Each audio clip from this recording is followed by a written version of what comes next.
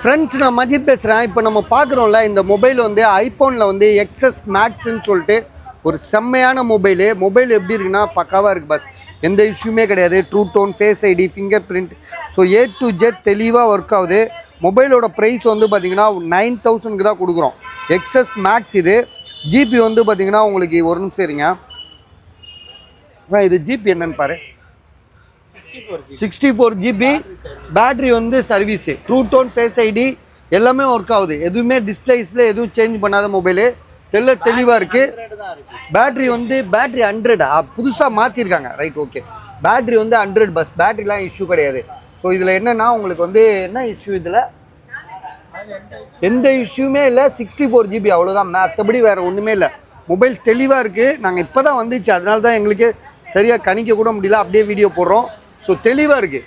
சரியா, அது மட்டும் நிச்சயமாக சொல்ல முடியும். மொபைல் தெளிவாக இருக்குது. 9000 rupees இது.